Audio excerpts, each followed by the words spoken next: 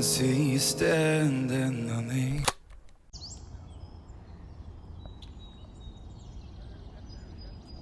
So this is the day before my sound check and before my master interview. Yeah, I'm feeling really good. I did a little run through of the song on the weekend. We were up the coast at a friend's house, and everyone was saying you should do a mock performance for us of the song you're singing for the blind audition. And so I got my PA system out and set up a mic and everything, and we made it like proper, you know, like it would feel like the real thing, you know. So I walked in and nodded to Harriet to start the song and try to make it as professional as possible to really feel like what it's going to feel like on the night. And it was really fun, and it felt real.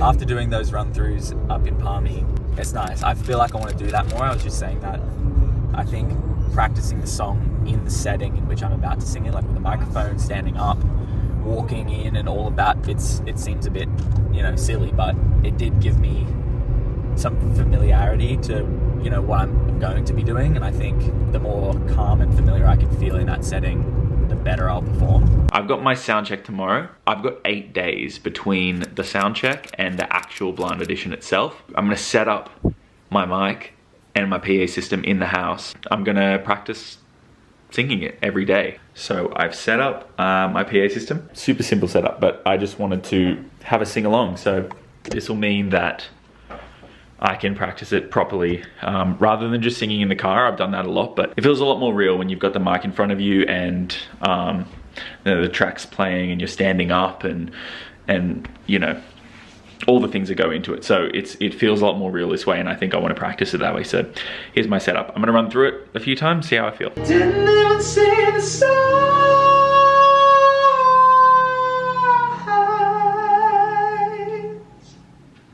I'm practicing singing the song so that I can know exactly what it'll feel like to sing the song. Therefore, I'm more calm. Therefore, I can connect with the song properly. I've got an early morning tomorrow morning. I have to be there at 8 o'clock in the morning, and it runs till 6. So it's a big day of shooting. It'll be interesting. It's really early in the morning. It's like 6:40. I know that's probably super not early for people, but very early for me. Yeah, we've got sound check and my master interview today. Yeah, I've had waves of just feeling anxious or nervous about it, and then feelings of just so excited to get it done. I think I'm more comfortable singing in front of people than talking in front of people. And I've got my master interview today, which is, it's like a 30-minute interview with the producer. They ask you a bunch of questions about past, your backstory, why you're here, what does music mean to you. You answer in a full sentence, and then they cut the question out. Definitely don't want to say the wrong thing, and not really wrong thing, but just something that I don't mean. You know, you can definitely get caught up in a question. I'm just gonna say the truth, but it's just, you gotta be careful with that sort of stuff. Yeah, wish me luck. I've been singing since I was about 17. To be working and writing and performing for years and years and years, you know, it's a tough industry to crack, but it's what I want to do with my life.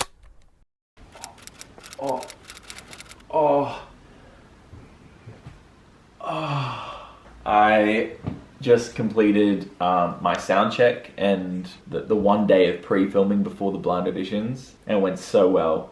It's so nice to actually be able to sing the song on the stage with, you know, same clothes you're wearing, same lights, same band. Everyone there was lovely. I had such an amazing day. I really felt appreciated and cared for. All of the artists were so lovely, and I did my first run through and it sounded incredible. The band sounds like it's just so much more impactful than the little, you know, the MP3 of the track that they've sent me. I think as soon as I had that first run, I was just like, I don't know who will be watching this, whether it be, you know, aspiring musicians, people who are thinking about going on The Voice, or just people who are generally interested in, you know, the process of what it's like behind the scenes of one of these shows. I hope that this can be a educational experience, a fun experience. You guys can come on with me and you can share my anxiety with me. I have plenty of it to go around, and I'll see you before the blind auditions. It's the day before my blind audition. Having a restful day. I didn't do too much. I wanted to just go down to the park and have a little workout and just, you know, expel some nervous energy, and something's happened. It's a bit graphic, but I've torn a bit of skin off my hand. Very unfortunate, the day before you're going on national TV. I've gone to the doctor and got it cleaned and everything, which is, it's all fine. I'm not in pain or anything like that. It's just a very weird feeling. It shouldn't be really able to be seen. Yeah, that's unfortunate, but I'm feeling really good. I'm really excited. I don't know if you guys know, but I was on The Voice in 2015, I believe.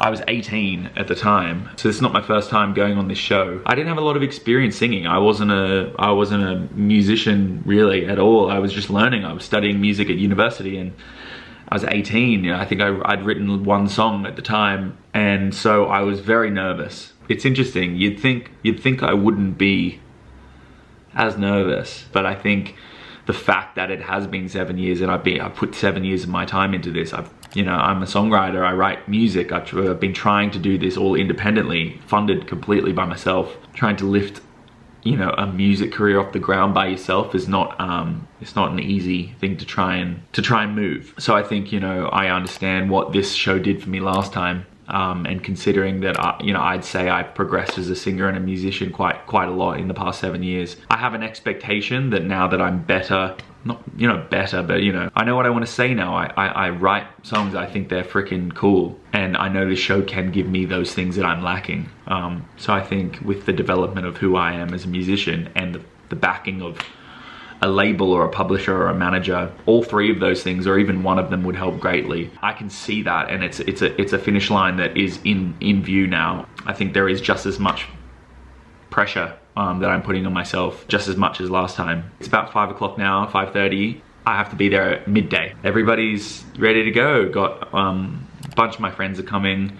My dad and my best mate Daniel will be my on-camera support. I'm really excited to sing and actually enjoy it. That's why I do this. I want to perform. I want to sing. I love singing, and it makes me feel like nothing else. I've been writing your name down next to mine. Whoa, yeah. Here we are. It's about 10:15 on the day of my blind audition, and I'm excited and also a little bit nervous. Just to be completely truthful. Yeah, I said a little bit yesterday, but it's like a big opportunity. I know what this can potentially do. It comes down to 90 seconds, one chance, one go. I'm not expecting it to go perfect. I think that's only gonna put my head in the gutter more. I'd really love for it to be a 95 out of 100. I'm just like, I just want it to happen now. Like the waiting is the hard part. I can see you standing. The first word is the worst for me. It's like the first move you make is the most attention to, I guess you'd say. And I find when you're nervous, you take a big deep breath in because you want to make sure you have heaps of breath. But if you go like, I can see, you're kind of all filled up, and it makes you feel more nervous because it feels like internally you're holding your breath. Just taking a quarter breath, just a little breath in. I have plenty of breath. It's just a defense mechanism it's a coping mechanism. I don't know what it is, but I have the feeling like I should be taking in a massive breath, but I find if I take in a small breath, I'm not nearly as nervous to sing. Well, I think I've seen this film before. I'm not warmed up as well, by the way. I just had a coffee and I've just woken up and gotten dressed. The leaving out the side door sounded good, but there is no amount. I just need a warm up. There is no amount. Do you want to practice the interview at the end? So everyone's clapping, you have 4 chair turns, because that's what I think is going to happen. Take the mic off the stand. Your voice is amazing. Who are you? What's your name? My name's Ethan Conway. I'm 25 from Sydney.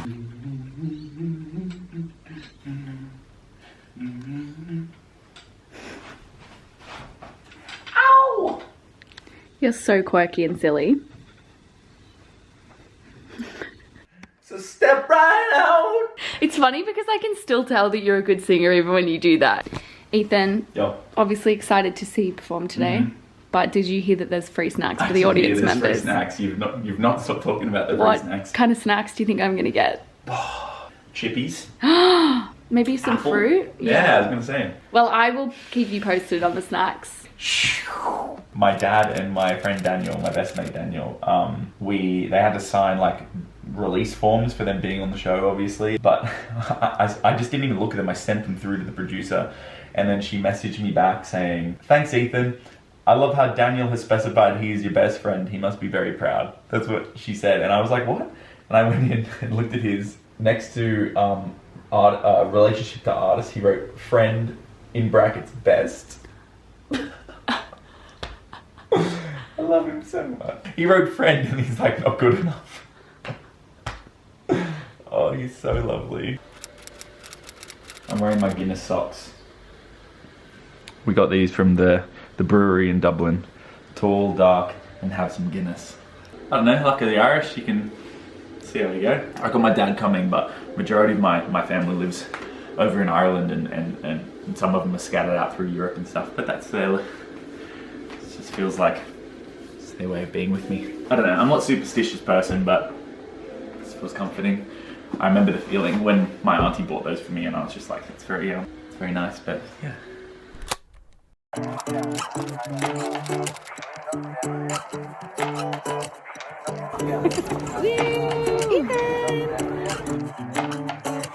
I'm just getting older. The world keeps getting colder. Okay, here we go. Here we go. This is the one. This is it. So, I got 4 chair turns. Everyone turned. Honestly, I'm just in shock. I just don't know. It's just incredible. It's been honestly the best day of my life. I'll obviously fill you guys in like a proper way at a later date, but I just wanted to film this because I hadn't been filming all day. It actually was a big busy day where I didn't get much downtime to just sit about. I'm really grateful that everything turned out better than I even thought it would, and I'm grateful for everybody that was there, all the audience that was listening. Musicians are nothing without an audience. Actually, funnily enough, Keith Urban said that to me. I was talking about how it's been a tough 2 years and it's amazing to have this opportunity to perform in front of everyone again, you know, having COVID and these restrictions in Sydney, you know, stopping me being able to perform. And he said, you know, it's nothing without the audience. If you don't have an audience, it's a sound check. I'll give you a rundown of what actually happened today, and we'll go from there.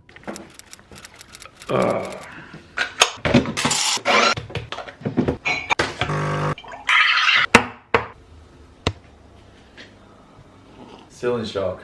We've just been looking at each other all day and like all last night, just being like, What? Yeah, just honestly, it was the craziest day of my life. So I got through. I got 4 chair turns.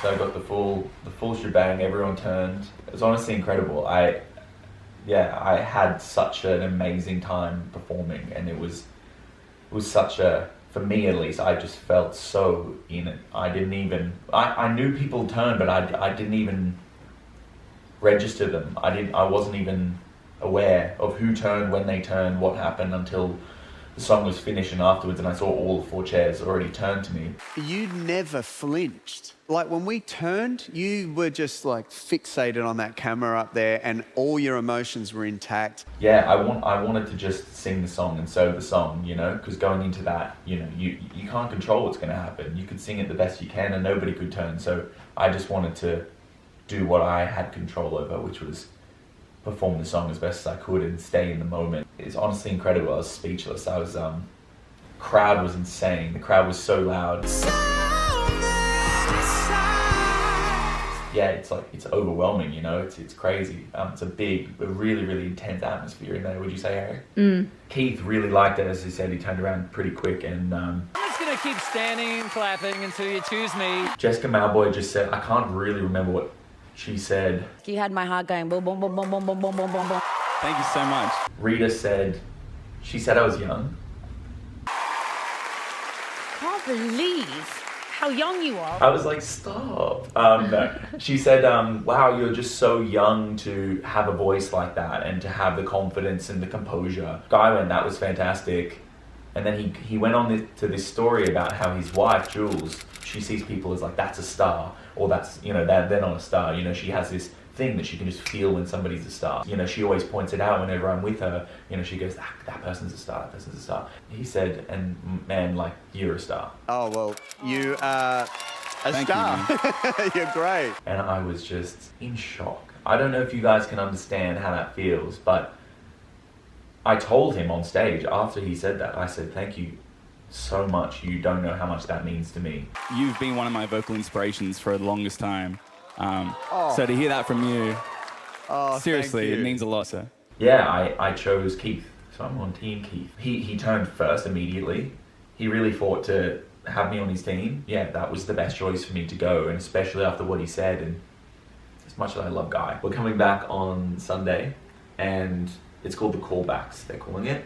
And so everybody, the 12 people from each team who got through will go and meet their coach. They're gonna cut some people pretty much immediately.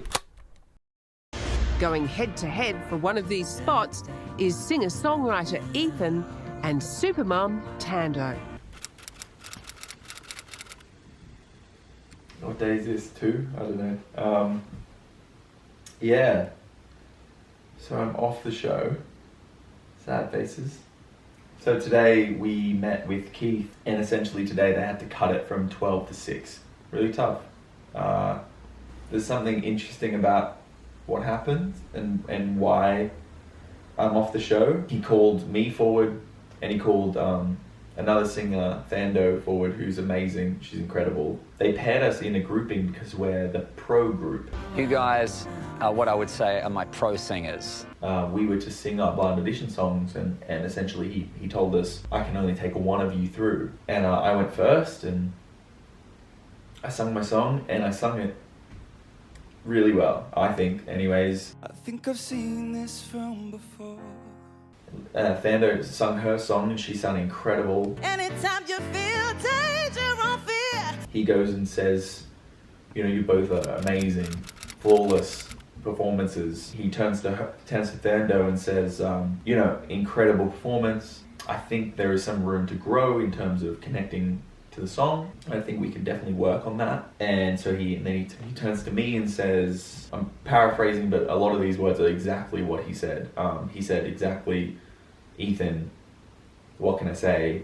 You're a pro, you know, incredible performance. And I really felt that, and you know who you are, you know, I can feel like you know who you are as an artist. And he said, literally, I don't think there's anything I can teach you. And then he said, you need to be out there singing, you need to be out there writing, like you're ready, essentially. And for that reason, I'm going to bring Thando through. Tando, I'm going to take you through. Thank you, Keith. So that was the justification for it, which is, you know, if you can put yourself in that position, it was a hard thing to take. You know, it was like a bittersweet thing, because he's essentially saying you've got everything it takes. I cannot teach you anything more. You know, to hear Keith Urban say that to you, there's nothing I can teach you about being an artist. That is incredibly kind and incredibly flattering, and you know, you would only dream of somebody like that saying something to you if you're an artist. But then to the other side is, I'm getting kicked off the show because he can't teach me anything. I respect his decision. I you know, he's there for a reason. He's there to coach people, and he's there to give his wisdom. And if he feels like he can't give me anything, I feel like he could give me something. I feel like I have a lot to learn. I feel like I am constantly evolving. My head's just kind of all over the place. I don't really know what to think of it. I don't know what to make of it. I don't know whether to be happy or sad.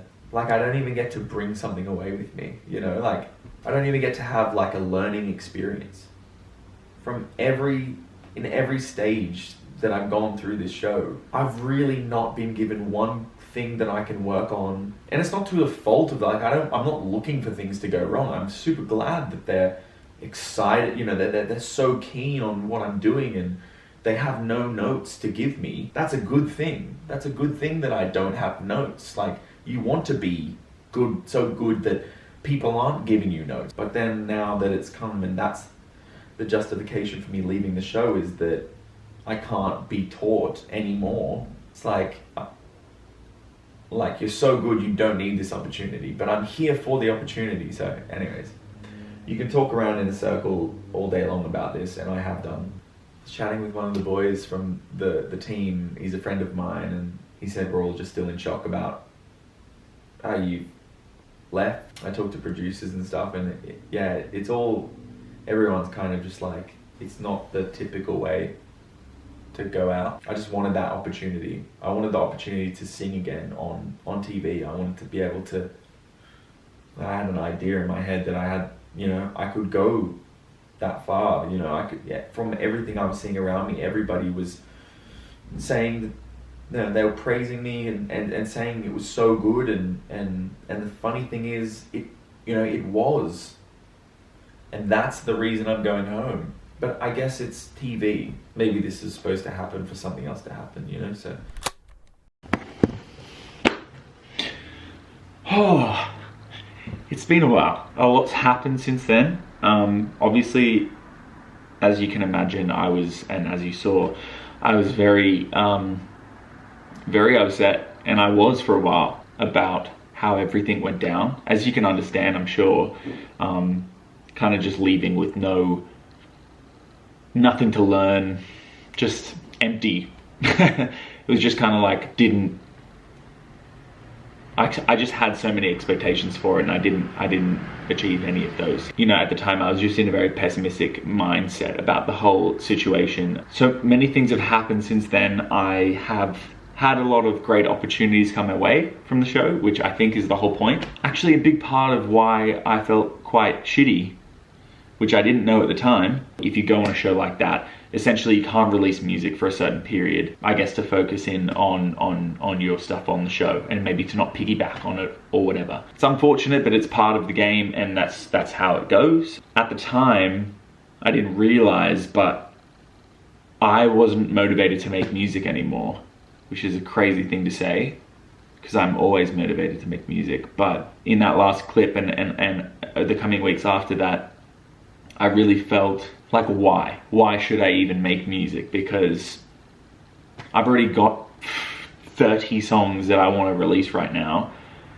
and I know I can't even release and I didn't even at that point I didn't even know when I could release. That's kind of part of it, because you don't know when the show's coming out on TV, therefore you don't know when the end is. So I was like, I'm gonna sit down and write music that is going to go at the back of a log of 30 songs or so, that I don't even know when I'm going to be able to release the first one out of that 30. So it really just like sucked all the motivation out of me. Not being able to make music means I'm not happy, because that's what makes me happy. It was like a roll-on carryover effect, and that was quite shocking. Funnily enough, essentially I get an email one day and I can release music as of right now. So that was relieving and annoying, because if I knew that day was coming, I would have actually gotten something to release. But you don't know why these things happen. Literally from that day on, everything was better, and from then on I realized that it wasn't about my feelings towards,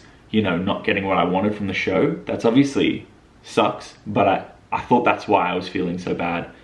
But actually it was because I couldn't have motivation to do what I wanted to do because of the circumstance. So once that was lifted, I had this sense of freedom again. Literally that day I started writing again, and haven't stopped since. If I've missed anything, I hope you enjoyed watching this whole process. Obviously it's a bit of a roller coaster, but yeah, I hope you've enjoyed seeing the behind the scenes of my journey on the show. And if you like my music, shameless plug, if you want to go check out my music, I've got a ton out there. I've got like 2 albums and a bunch of EPs and constantly putting new music out. While I was on the show, if you guys commented or messaged me, you'll know that I got back to you. I got back to every single person. Thank you guys. I appreciate every single one of you, and it's amazing to make music for my job. I love it, and I love being able to sing and bring joy to people, and yeah, it's honestly awesome, and I'm really keen to continue this journey with you guys.